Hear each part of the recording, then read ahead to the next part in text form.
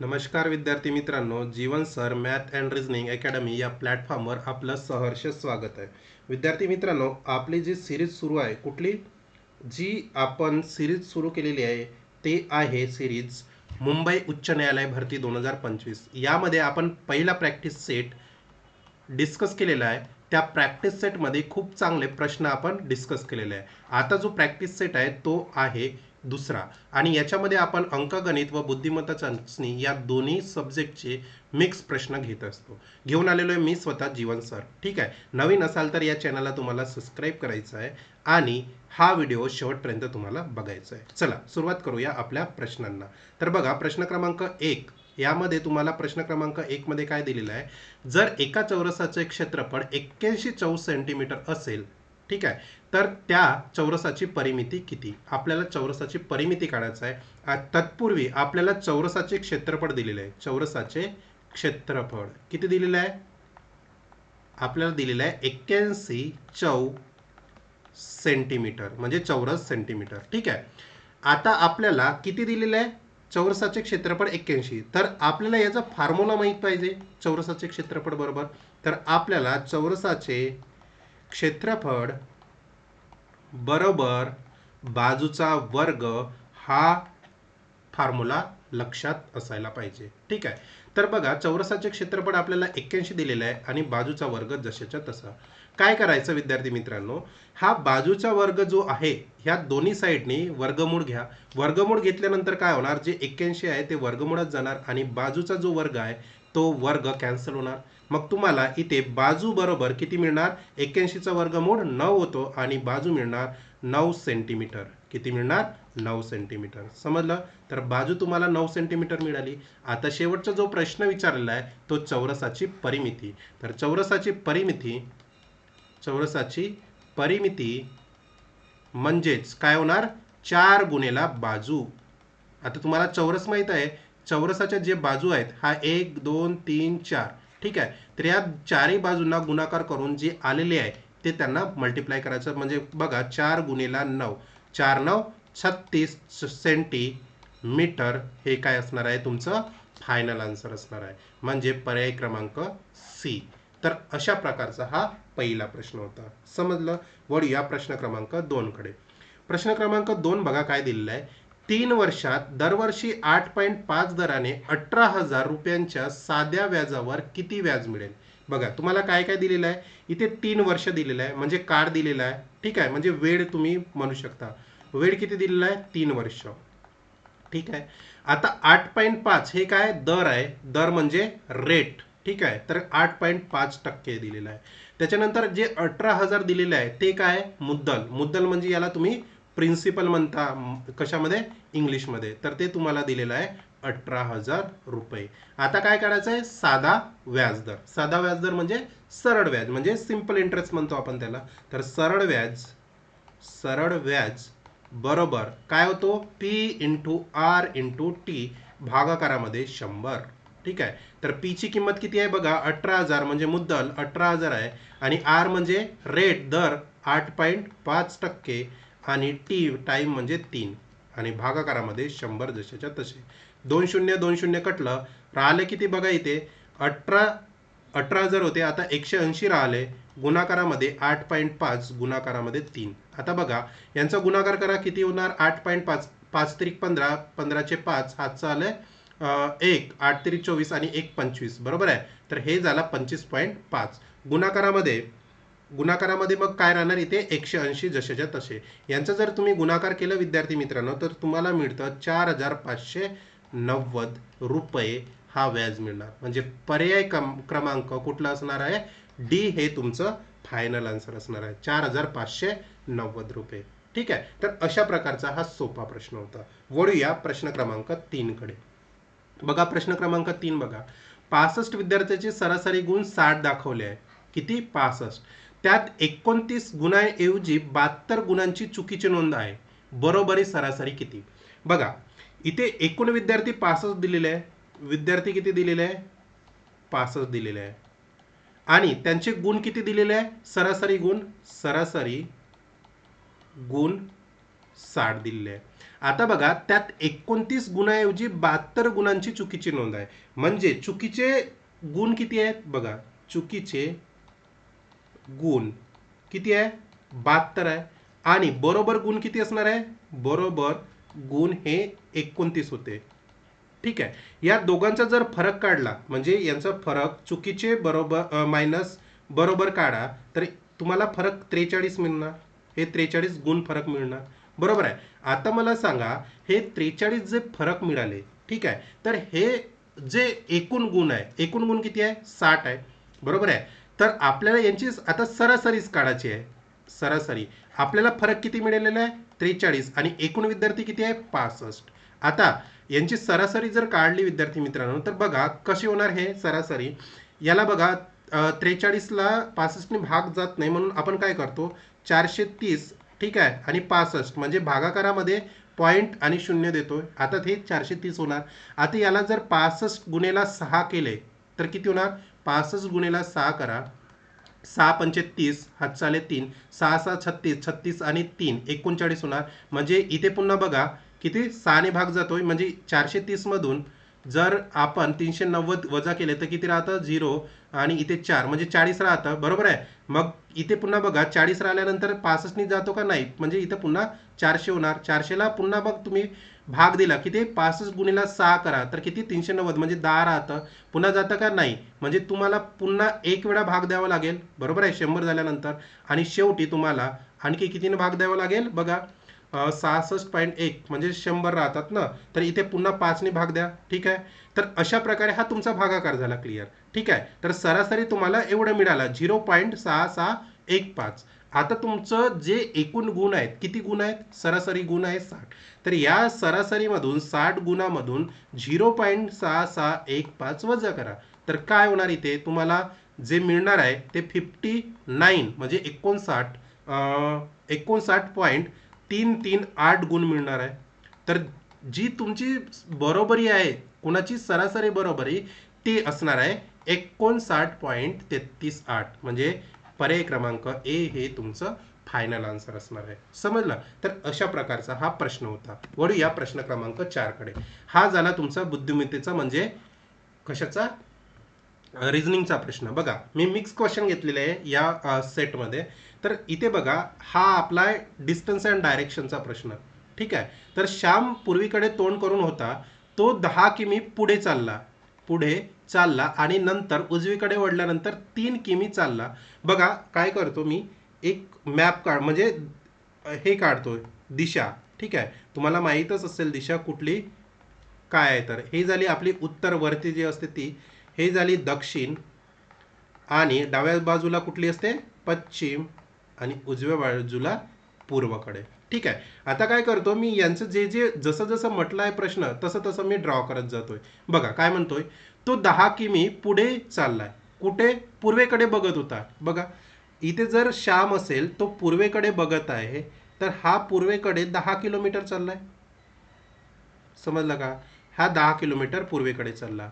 त्यानंतर काय केलं, उजवीकडे वळल्यानंतर 3 किमी चालला. आता या पूर्वेकडे जात असताना त्याची उजवी बाजू खाली असणार आहे, तर हा 3 किलोमीटर इथे चालला. ठीक आहे.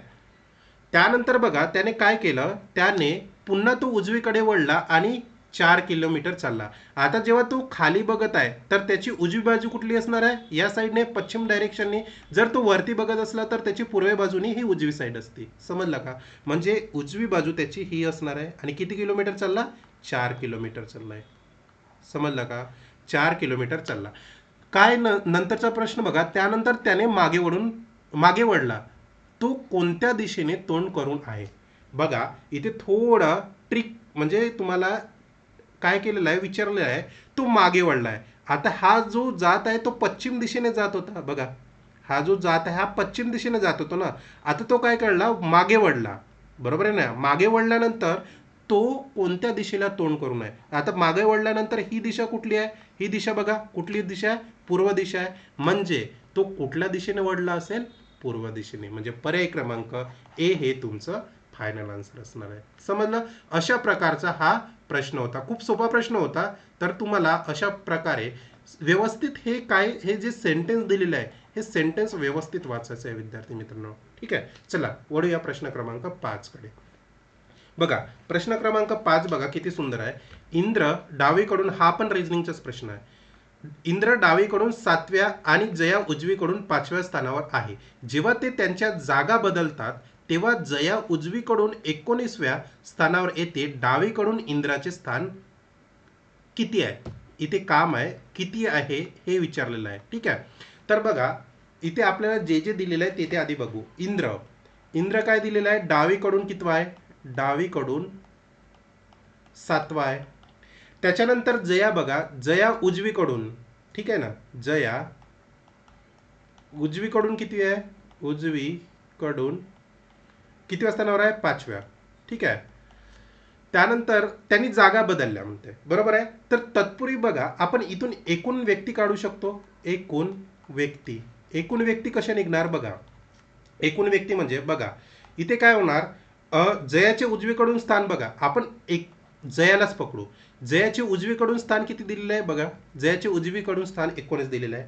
आणि इंद्राचे डावीकडून किती दिलेलं आहे? 7 दिलेलं आहे. म्हणजे काय होणार, जे 19 आहे जयाचे उजवीकडून, हे जागा बदलल्यानंतरचं काढत आहे मी एकूण व्यक्ती. तर 19 गुणेला, आता बघा जे 7 आहे ते इंद्रचे डावीकडून आहे, 7 जशाच्या तसे आणि -1 जशाच्या तसा, म्हणजे किती होणार हे? हे होणार डायरेक्ट आपल्याला 26, 26 - 1 25 होणार. हे झाले आपले एकूण व्यक्ती. आता शेवट जो प्रश्न विचारला आहे, इंद्राचे नवीन स्थान, इंद्राचे नवीन स्थान आपल्याला म्हणजे काढायचे आहे जेव्हा जागा बदलतात तेव्हा. आता बघा इंद्र जुन्या ठिकाणी कितवी आहे? कितवी आहे? कितवी आहे? 5वी आहे. ठीक आहे, त्याच्यानंतर मला सांगा इंद्राचे डावीकडून जर स्थान काढले आणि तेच काढायचं आहे इंद्राचे डावीकडून स्थान, तर इंद्राचे बघा, इंद्राचे डावीकडून स्थान, एकूण व्यक्ती किती मिळालेले आहे आपल्याला? 25 मिळालेले आहे, बरोबर आहे. आता इंद्राचे उजवीकडले स्थान किती आहे? इंद्राचे उजवीकडून स्थान काय होणार? जागा बदलले ना, यांनी जागा बदललेले आहेत म्हणून तिचे स्थान किती होणार? 5 होणार, बरोबर आहे. आता राहिला जो प्रश्न आहे त्याला 1 अधिक करा. हे जेव्हा काढतो ते एकूण विद्यार्थ्यांना मायनसमध्ये करायचं आणि जेव्हा डावीकडून काढतो हे तेव्हा असं करायचं, म्हणजे इथे प्लस ॲड करायचं. म्हणजे किती राहणार इथे? 20 + 1 हे किती होणार? 21. तर तिचे जे डावीकडून स्थान होते इंद्राचे ते 21 राहणार, म्हणजे पर्याय क्रमांक बी हे त्याचं फायनल आन्सर असणार आहे. समजलं? तर अशा प्रकारचा हा सोपा प्रश्न होता. वळूया प्रश्न क्रमांक 6 कडे. तत्पूर्वी विद्यार्थी मित्रांनो, जर नवीन असाल तर या तुम्हाला व्हॉट्सअप चॅनलला काय करायचं? जॉईन करायचं आहे. हा तुम्हाला व्हॉट्सअप चॅनलचा QR दिलेला आहे, याला स्कॅन करा आणि तुम्ही या व्हॉट्सअप चॅनलमध्ये ग्रुपमध्ये जॉईन व्हाल. यामध्ये मी करंट अफेअर, ठीक आहे, करंट अफेअरचे, त्याच्यानंतर पेपर कटिंग, ठीक आहे, हे सगळे GK GS चे मी प्रश्न इथे टाकत असतो किंवा डेटा टाकत असतो. ठीक आहे, तर ते डेटा एक्झाम ओरिएंटेड असतात, त्याच्यामुळे तुम्हाला इथे काय करायचं आहे? जॉईन व्हायचं आहे. ठीक आहे, वळूया प्रश्न क्रमांक 6 कडे. प्रश्न क्रमांक 6 बघा, बी हा ए पेक्षा दुप्पट वयाचा आहे, म्हणजे कंपॅरिझनचा प्रश्न आहे. बघा जसं जसं म्हणतो तसं तसं मी लिहित जातो. बी हा ए पेक्षा दुप्पट आहे, म्हणजे बी हा ए पेक्षा दुप्पट आहे, म्हणजे ट्वाइस ए. हा झाला पहिला वाक्याचा सेंटेन्स, ठीक, पहिल्या वाक्याचा मिनिंग. त्याच्यानंतर परंतु एफ पेक्षा दुप्पट लहान आहे. कोण? बी, म्हणजे एफ काय आहे? बी पेक्षा दुप्पट लहान आहे. हे झालं दुसरं तिथलं वाक्य. आता बघा या याच्यामधून आपल्याला बी ची किंमत ठेवता येणार का? बघा ठेवता येणार. हो, एफ मध्ये जर बी ची किंमत ठेवली किती होणार बघा? 2. बी ची किंमत काय होणार? 2a, म्हणजे 2a. ठीक आहे, तर इथे बघा एफ ची किंमत तुम्हाला 4a मिळणार. एफ ची किंमत तुम्हाला 4a मिळाली. आणि इथे एफ ची किंमत 2b होती, तर इथे बी ची किंमत आपल्याला ऑलरेडी या पहिल्या सेंटेन्स मधून मिळालेली होती. एवढं झालं. त्याच्यानंतर बघा काय म्हणतोय, सी हा ए वयाच्या निम्मा आहे, म्हणजे सी हा ए चा निम्मा, म्हणजे निम्मा म्हणजे हाफ. हा झाला आपला तिसरा वाक्य. परंतु डी पेक्षा दुप्पट आहे. कोण? सी, म्हणजे सी हा डी पेक्षा दुप्पट आहे. हा झाला आपला चौथा सेंटेन्स. समजलं? आता बघा इथून आपल्याला सी ची किंमत ठेवली तर, किंवा डी ची किंमत ठेवा, तर इथे बघा डी ची किंमत काढता येणार का आपल्याला? बघा सी ची किंमत a/2 आहे, तर आपल्याला डी ची किंमत इथून काढता येणार. कशी काढता येणार बघा? हा सी बरोबर 2D आहे, तर C ची किंमत बघा A भागेला 2 आहे, बरोबर आहे ना. तर इथे काय होणार, A भागेला 2 म्हणजे इथे बघा C A भागेला 2 ठेवा, ठीक आहे, आणि इथे 2D जशाच्या तसं आहे. आता बघा इथून D ची किंमत तुम्हाला काढता येणार, म्हणजे किती होणार D ची किंमत A भागेला 4 होणार. हे झाले काय झाले, हे झाले तुम्हाला D ची किंमत, ठीक आहे. तर D ची किंमत इथून मिळाली तुमची. त्याच्यानंतर बघा आता सगळेच किंमत तुम्हाला मिळालेलं आहे, बरोबर आहे का. आता याला मी काय करतो, अरेंज करतोय. कसं अरेंज करतोय बघा, एफ ची किंमत सुरुवातीला मिळाली, एफ ची किंमत बघा 4A मिळाली. आता ज्या ज्या किंमत मोठ्या आहे एच्या रूपातच मिळालेल्या आहे, बघा सगळ्या किंमत आपल्याला एच्या रूपात मिळालेल्या आहे. समजत आहे का, हे बघा ए एफ ची किंमत, त्याच्यानंतर बी ची किंमत बघा कुठे बी ची किंमत, बी ची किंमत ऑलरेडी 2A इथे मिळालेली आहे पहिल्याच वाक्यात. त्याच्यानंतर ए ची किंमत बघा, ए ची किंमत तुम्हाला काय होणार 1A होणार, कारण ए ची किंमत 1Aच राहणार. त्याच्यानंतर बघा पुन्हा सी ची किंमत बघा, सी ची किंमत किती आहे, सी ची किंमत तुम्हाला इथे बघा ए भागेला 2 म्हणजे 0.5A झाला. त्याच्यानंतर शेवटची जी आहे ते डी मिळाली तुम्हाला, म्हणजे ए भागेला 4 म्हणजे 0.25A. आता याचं काय करा, तुम्ही वयाचा क्रम लावा, वयाचा क्रम लावल्यानंतर बघा विद्यार्थी मित्रांनो, सर्वात मोठे तुम्हाला एफ दिसत आहे, त्याच्यानंतर बी दिसत आहे, त्याच्यानंतर ए दिसत आहे, हे बघा, त्याच्यानंतर सी दिसत आहे, आणि शेवट सगळ्यात काय डी हा लहान आहे. आता तुम्हाला प्रश्न काय विचारलेला आहे, तर बघा दुसरा सर्वात मोठा कोण आहे, तर इथे दुसरा सर्वात मोठा कोण दिसत आहे, बी. सर्वात मोठा एफ आहे, तर हा तुमचा आन्सर झालेला आहे बी. तर पर्याय क्रमांक 4 हा तुमचा फायनल आन्सर असणार आहे. समजलं. तर अशा प्रकारचा हा प्रश्न होता, ठीक आहे. वळू या प्रश्न क्रमांक 7 कडे. रिझनिंगचे प्रश्न खूप सुंदर मी घेतलेले आहे, 2 ते 3 रिझनिंगचे प्रश्न घेतलेले आहे, पण व्यवस्थित आहे, डिफिकल्ट लेवल, मीडियम लेवल आहे, आणि अशाच प्रकारचे तुम्हाला प्रश्न विचारले जातील. नवीन असाल तर या चॅनलला काय करायचं आहे, सबस्क्राईब करून घ्या, ठीक आहे. आता बघा 7वा, दोन संख्या 3 ला 7 च्या प्रमाणात आहे, जर त्यास प्रत्येकी 6 जोडल्या तर त्यांचा 5 ला 9 या प्रमाणात रेशो होतो, तर संख्या शोधा. बघा पहिली संख्या काय आहे, 3 आहे, आणि दुसरी 7 आहे. तर काय करतो मी, पहिली संख्या 3x मानतोय, दुसरी संख्या 7x मानतो. या दोन्ही संख्यामध्ये मला 6 जोडायचे आहे, म्हणजे बघा यांचा रेशो मग काय होणार, 5 ला 9 होणार. तर बघा पहिल्या संख्येमध्ये 3x अधिक 6, आणि त्याच्यानंतर दुसऱ्या संख्येमध्ये 7x अधिक 6, आणि त्याच्यानंतर यांचा रेशो 5 ला 9 होणार आहे, ठीक आहे. समजलं. हे झालं इक्वेशन. आता याला काय करा, तिरपा गुणाकार करा. तर हा 9 नी या पूर्ण बॉक्सला काय करा, गुणाकार करा. तर काय होणार, 9 गुणिला 3 म्हणजे 27x, आणि 9 छक 54, 54 जशाच्या तसे. 5 गुणिला 7x, 7 5 35x अधिक 5 छक 30, ठीक आहे. आता बघा 27x आणि 35x म्हणजे 35x मधून तुमचे काय होणार, 27x वजा होणार, बरोबर आहे, आणि 54 मधून 30 वजा होणार, म्हणजे तुम्हाला इथे किती मिळणार बघा, 35 मायनस 27 किती होणार, 35 मायनस 27 8x होणार, बरोबर, आणि 54 मायनस 30 म्हणजे किती होणार, 24 होणार. तर x ची किंमत तुम्हाला मिळाली 3. आता शेवटी काय विचारलंय, संख्या शोधा, पहिली आणि दुसरी संख्या शोधा. तर पहिली संख्या काय होणार आहे, 3x म्हणजे 3 गुणिला 3 म्हणजे 9, आणि दुसरी संख्या होणार आहे कुठली, 7x म्हणजे 7 गुणिला 3 7 3 21, 9 आणि 21 ही तुमची संख्या असणार आहे. पर्याय क्रमांक बी हे तुमचं फायनल आन्सर असणार आहे. तर अशा प्रकारचा हा सोपा प्रश्न होता. विद्यार्थी मित्रांनो, तुम्हाला खरंच प्रश्न आवडत असेल तर या यूट्यूब चॅनलला तुम्हाला काय करायचं आहे, सबस्क्राईब करायचं आहे, ठीक आहे. वळू या प्रश्न क्रमांक 8 कडे. बघा एक पुरुष एक काम 7 दिवसात करू शकतो, पण पत्नीच्या मदतीने तो ते काम 6 दिवसात करतो.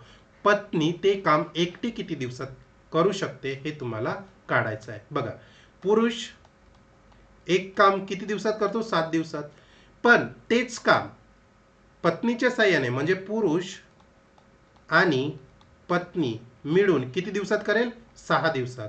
तर ह्यांचा जो तुम्हाला लसावी मिळेल, एलसीएम मिळेल, तर तो किती मिळेल, 42, म्हणजे 7 छक्कम 42 6 ही पुरुषाची कार्य करण्याची क्षमता झाली. त्याच्यानंतर पुरुष अधिक पत्नीची कार्यक्षमता होणार 7. म्हणजे बघा, तुम्हाला पुरुष हा 6 कार्यक्षमता करतोय आणि पुरुष आणि पत्नी मिळून 7 करतो. तर तुम्हाला इथून पत्नीची कार्यक्षमता काय करता येईल, काढता येणार. म्हणजे बघा, पुरुष अधिक पत्नी याची दोघांची कार्यक्षमता 7 आहे. आता सांगा, पुरुष हे याची कार्यक्षमता एकटी किती आहे, 6 आहे. तर इथे 6 ठेवा, अधिक पत्नीची कार्यक्षमता तुम्हाला काढायची आहे, म्हणजे 7 जशाच्या तसे. म्हणजे पत्नी बरोबर हिची कार्यक्षमता 7 - 6 म्हणजे किती निघणार, पत्नीची कार्यक्षमता 1 निघणार. समजलं, ही झाली पत्नीची कार्यक्षमता, हे लक्षात ठेवा. आता तुम्हाला काय काढायचं आहे, पत्नी ते काम एकटी किती दिवसात करेल. पूर्ण काम किती आहे, 42 आहे पूर्ण काम. मग तुम्हाला पत्नीचे काम काढायचे आहे, तर पत्नीचे काम किती होणार, पूर्ण काम आहे 42 आणि तिला कार्यक्षमता किती लागत आहे, 1 म्हणजे भागाकारामध्ये 1. तर 42 दिवस त्या पत्नीला काय लागेल, एकटे काम करण्यासाठी लागेल. म्हणजे पर्याय क्रमांक कुठला आहे बघा, पर्याय क्रमांक सी हे आपलं फायनल आन्सर असणार आहे. समजलं, अशा प्रकारचा हा सोपा प्रश्न होता. ठीक आहे, वळूया प्रश्न क्रमांक 9 कडे. बघा, असे प्रश्न तुम्हाला येत्या या उच्च न्यायालय भरतीमध्ये विचारू जाऊ शकतात. बघा, प्रश्न क्रमांक 9, 20 सेंटीमीटर. ठीक आहे, 20 सेंटीमीटर आणि 6 मीटरचे गुणोत्तर आहे. म्हणजे तुम्हाला गुणोत्तर काढायचे आहे. 20 सेंटीमीटर जसेच्या तसे. ठीक आहे, आता याला काय करा, सेंटीमीटर मध्ये पूर्ण रूपांतर करा. 6 मीटरचे आपण काय करू, सेंटीमीटर मध्ये रूपांतर करू. म्हणजे 6 गुणेला 100 म्हणजे किती झाले, 600 सेंटीमीटर. आता तुम्हाला काय करायचं, याचे गुणोत्तर काढायचे. तर गुणोत्तर काय होणार, गुणोत्तर होणार 20 भागेला 600 म्हणजे 1 भागेला किती होणार, 2 भागेला 60 आहे ना, म्हणजे 1 भागेला 30 होणार. म्हणजे काय होणार, 1/30 हे गुणोत्तर असणार आहे. म्हणजे पर्याय क्रमांक ए हे तुमचं फायनल आन्सर असणार आहे. समजलं, अशा प्रकारचा हा सोपा प्रश्न होता. वळूया प्रश्न क्रमांक 10 कडे. प्रश्न क्रमांक 10 बघा, पी आणि क्यू एकत्रितपणे दररोज 160 रुपये कमवतात. बघा, हा पण खूप सोपा प्रश्न आहे. पी आणि क्यू 160 रुपये रोज कमावतात. क्यू आणि आर एकत्रितपणे 160 रुपये कमवतात. म्हणजे क्यू आणि आर पण 160 रुपये रोज कमवतात. त्याच्यानंतर पी क्यू आर एकत्र काम करण्यासाठी दररोज 300 रुपये कमवतात. म्हणजे बघा, पी क्यू आणि आर ते तिघही 300 रुपये कमवतात. आता मला सांगा विद्यार्थी मित्रांनो, या तिघामधून आपल्याला हे बघा, हा जो पूर्ण इक्वेशन दिलेला आहे, या पूर्ण इक्वेशन मध्ये पी आणि क्यू ची किंमत ठेवू शकतो. बघा, P plus Q plus R बरोबर 300. ठीक आहे, तर पी क्यू बघा, इथे पी क्यू ऑलरेडी दिलेला आहे 160. तर इथे पी क्यू ठिकाणी 160 ठेवा प्लस आर बरोबर 300. तर आर ची किंमत तुम्हाला बघा, 300 मायनस 160. तर आर बरोबर किती मिळणार, आर बरोबर तुम्हाला 140 मिळणार. आर ची किंमत मिळाली 140. जेव्हा आर ची किंमत तुम्हाला 140 मिळाली, तर हा समजा इक्वेशन नंबर 2, इक्वेशन नंबर 1, 2 आणि हा 3. तर आर ची किंमत तुम्ही इक्वेशन नंबर 2 मध्ये ठेवू शकता. म्हणजे क्यू अधिक आर बरोबर 160. तर इथे आर ची किंमत ठेवा 140 बरोबर 160 आणि हा क्यू अधिक, हे झालं तुमचं इक्वेशन. तर क्यू ची किंमत तुम्हाला 160 मायनस 140. तर क्यू बरोबर किती मिळणार, 20. क्यू बरोबर 20. तर तुम्हाला बघा, क्यू दररोज किती रुपये कमवतो, तर क्यू दररोज किती रुपये कमवत असेल, 20 रुपये कमवत असेल. समजलं का. तर हे झाले क्यू चे कमवलेली किंमत. ठीक आहे, तर क्यू हा 20 रुपये रोज कमवतो आणि आर हा 140 रुपये रोज कमवतोय. ठीक आहे, आणि त्याच्यानंतर जर पी काढायचं राहिलं, तर पी मध्ये जर पी काढायचं असेल, तर पी प्लस क्यू बरोबर 160 आहे. तर तुम्ही बघा, इथे क्यू ची किंमत किती, 20 ठेवा. तर पी अधिक 20 बरोबर 160. तर पी बरोबर 160 मायनस 20. तर पी बरोबर 140. तर ही पी ची रोजची किंमत झाली, आर ची रोजची किंमत आणि क्यू ची रोजची किंमत. पण तुम्हाला तिघापैकी फक्त क्यू विचारलेला आहे, तर क्यू आहे 20 रुपये. ठीक आहे, तर अशा प्रकारचा हा प्रश्न होता. वळूया प्रश्न क्रमांक 11 कडे. बघा, प्रश्न क्रमांक 11 का म्हणतोय, ऋतू पाण्याच्या प्रवाहाच्या दिशेने, ठीक आहे, 4 तासात 20 किलोमीटर आणि विरुद्ध प्रवाहात 2 तासात 4 किलोमीटर अंतर बोटने चालवू शकते. शांत पाण्यात तिचा म्हणजे रोईंगचा वेग आणि पाण्याचा प्रवाहाचा वेग असा आहे. बघा, एक तर शांत प्रवाहात तुम्हाला वेग काढायचा आहे आणि दुसरा आहे प्रवाहाचा वेग किती आहे. म्हणजे शांत प्रवाहात काढायचा आहे आणि प्रवाहाचा वेग, म्हणजे दोन गोष्टी तुम्हाला काढायच्या आहे. बघा, प्रवाहाच्या दिशेने इथे दिलेलं आहे प्रवाहाच्या दिशेने, ठीक आहे, वेग किती दिलेला आहे, म्हणजे याला आपण इंग्लिशमध्ये काय म्हणतो, डाऊनस्ट्रीम. डाऊनस्ट्रीम, ठीक आहे. तर हा किती दिलेला आहे बघा, 4 तासात 20 किलोमीटर, म्हणजे बरोबर आहे 20 किलोमीटर 4 तासात, म्हणजे 5 किलोमीटर प्रति तास. हा प्रवाहाच्या दिशेने झालेला आहे. आता प्रवाहाच्या उलट दिशेने म्हणजे विरुद्ध दिशेने बघा, प्रवाहाच्या विरुद्ध दिशेने, ठीक आहे. तर किती झालं, याला अपस्ट्रीम म्हणतो इंग्लिशमध्ये, अपस्ट्रीम. किती होणार बघा, 4 किलोमीटर 2 तासात, बरोबर आहे. तर 4 किलोमीटर 2 तासात म्हणजे 2 किमी प्रति तास, ठीक आहे. आता तुम्हाला काय काढायचं आहे, शांत पाण्यात वेग काढायचा आहे आणि पाण्याच्या प्रवाहाचा वेग काढायचा आहे. मला सांगा, इथून तुम्हाला दोन इक्वेशन मिळणार, 1 आणि 2. तर बघा, शांत पाण्यात म्हणजे x अधिक y बरोबर 5 आणि x मायनस वाय बरोबर किती, 2. हा झाला इक्वेशन नंबर 1 आणि हा झाला इक्वेशन नंबर 2. तर काय करायचं विद्यार्थी मित्रांनो, या दोन्ही इक्वेशनला बेरजेमध्ये टाकायचं, म्हणजे त्या दोन्ही इक्वेशनची बेरीज करा. तर काय होणार बघा, x अधिक y बरोबर 5 आणि x मायनस वाय बरोबर 2 यांची जर बेरीज केली तर इथून बघा, हे जे डिफरंट साईनवाले आहे ते कटून जाणार, म्हणजे x अधिक x 2x बरोबर 5 अधिक 2 किती होणार 7. तर x बरोबर तुम्हाला किती मिळणार, 3.5. 3.5. आता 3.5 हे काय राहणार, किमी प्रति तास, ठीक आहे. तर हा झाला जो x मिळालेला आहे, हा झाला तुमचा कशाचा, शांत पाण्याचा, शांत पाण्याचा वेग, ठीक आहे. तर बघा, शांत पाण्याचा वेग 3.5 कुठे आहे बघा, इथे पण आहे, इथे पण आहे, म्हणजे दोन हे ए आणि सी कटले, पण आपल्याला बी आणि डी मधून एक उत्तर मिळणार आहे. पण आपल्याला जी एक्स ची किंमत आहे हा कुठल्या तरी एका इक्वेशन मध्ये ठेवा, म्हणजे या इक्वेशन मध्ये ठेवतो एक्स अधिक वाय बरोबर 5. तर एक्स ची किंमत आपल्याला 3.5 मिळालेली आहे, अधिक वाय बरोबर 5. तर वाय बरोबर 5 मायनस 3.5. तर आपल्याला y ची किंमत किती मिळेल, y बरोबर 1.5 किमी प्रति तास. तर जो y मिळालेला आहे तो y काय मिळालेला आहे, प्रवाहाचा वेग मिळालेला आहे, प्रवाहाचा वेग. तर बघा, आपला आन्सर कुठला असणार आहे, बी हे आपलं करेक्ट आन्सर असणार आहे. समजलं. तर अशा प्रकारचा हा सोपा आणि सरळ प्रश्न होता. तर तुम्हाला काही डिफिकल्टी येत असेल तर तुम्हाला कमेंट बॉक्समध्ये लिहायचं आहे की सर आम्हाला हा इथून समजलेला नाही, याला आणखी मी रिपीट करेल. नवीन असाल तर चॅनलला सबस्क्राईब करून घ्या. चला वळूया प्रश्न क्रमांक 12 मध्ये. बघा, एका धातूमध्ये 26% तांबे आहे आणि 91 किलो तांबे मिळवण्यासाठी किती धातूची आवश्यकता आहे, ठीक आहे. बघा, समजा एकूण धातू x आहे, ठीक आहे. तर x ची धातूमध्ये बघा, x च्या धातूमध्ये 26% तांबे आहे, म्हणजे x च्या धातूमध्ये 26% तांबे आहे. तर त्या तांब्याचं वजन 91 किलो आहे. समजलं.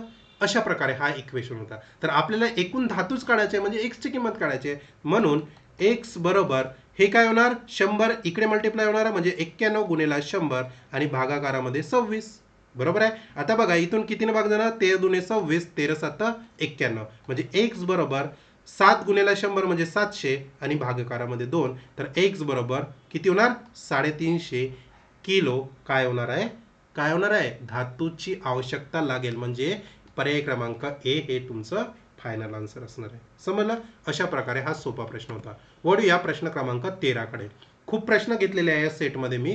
बघा, प्रश्न क्रमांक 13 काय म्हणतो, 384 रुपयांना एक वस्तू विकल्यावर एका माणसाला 4% तोटा होतो, 10% नफा मिळवण्यासाठी त्या वस्तूची विक्री किंमत काय असावी, ठीक आहे. विक्री किंमत काय असावी हा प्रश्न केलेला आहे. बघा, आपल्याला पहिली जी किंमत दिलेली आहे ती विक्री किंमतच दिलेली आहे. किती दिलेली आहे, 384, म्हणजे विक्री किंमत आपल्याला 384 रुपये दिलेली आहे. त्याच्यानंतर तिथे बघा तोटा किती झालेला आहे, तोटा झालेला आहे 4%, तोटा 4%. आणि हा काय नफा मिळवण्यासाठी म्हणजे 10% नफा मिळवण्यासाठी आपल्याला वस्तूची विक्री किंमत काढायची आहे. 10% नफा मिळवण्यासाठी इथे विक्री किंमत काय होणार हे काढायचं आहे. समजला का प्रश्न? प्रश्न असा आहे.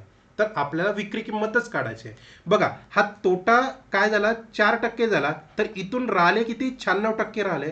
तर या 96%ला आपल्याला विक्री किंमतीचं काय करायचं आहे बरोबर करायचं आहे. म्हणजे बघा इथे काय होणार 96% बरोबर, बरोबर आहे का? 96% बरोबर काय करायचं आहे, एक काम करा आपल्याला 1% काढू. आपण काय काढू आधी या 96% आपल्याला बरोबर करायचे 384चा. तर आपण काय करू 1% याची किंमत काढू. तर 1% बरोबर काय होणार बघा, 1% बरोबर होणार 384 भागेला 96.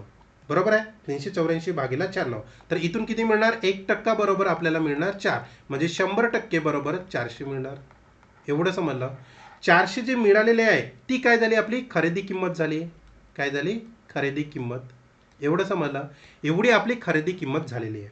आता मला सांगा विद्यार्थी मित्रांनो, आपल्याला नवीन विक्री किंमत काढायची आहे. हे बघा जी काढायची आहे ती नवीन विक्री किंमत काढायची आहे. नवीन विक्री किंमत ही काढायची आहे.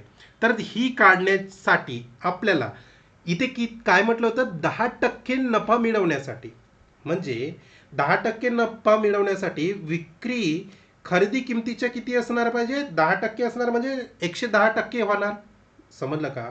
म्हणजे 10% नफा मिळवण्यासाठी विक्री खरेदी किमतीच्या किती असायला पाहिजे 110% असावी लागणार. समजलं का? हा प्रश्न समजला का तुम्हाला? म्हणजे 10% तर आहे पण ती विक्री किंमत झाली, पण खरेदी किमतीच्या किती 110%. तर काय होणार नवीन विक्री किंमत होणार 110% आणि टक्के म्हटल्यानंतर भागाकारामध्ये 100 आणि जी आपली खरेदी किंमत आलेली आहे ती खरेदी किंमत किती आहे 400 आहे. समजला? तर असा प्रश्न होता. तर बघा हा 4नी डायरेक्ट काय होणार कटणार. तर 110 गुणाकारामध्ये 4 तर किती होणार 440 ही आपली नवीन विक्री किंमत होणार आहे. म्हणजे पर्याय क्रमांक बी हे आपलं फायनल आन्सर असणार आहे. समजलं? तर अशा प्रकारचा हा प्रश्न होता विद्यार्थी मित्रांनो. मला वाटते प्रश्न आपण इतकेच घेतलेले आहे.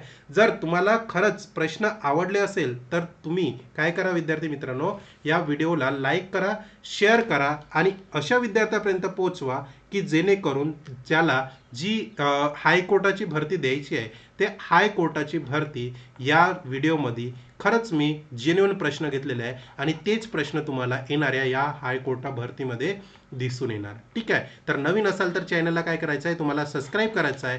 व्हिडिओ आवडला असेल तर लाईक करा, कमेंट्स करा आणि शेअर करा. आणि खरंच अशाच प्रकारे मी प्रॅक्टिस सेट आणखी घेऊन येणार आहे.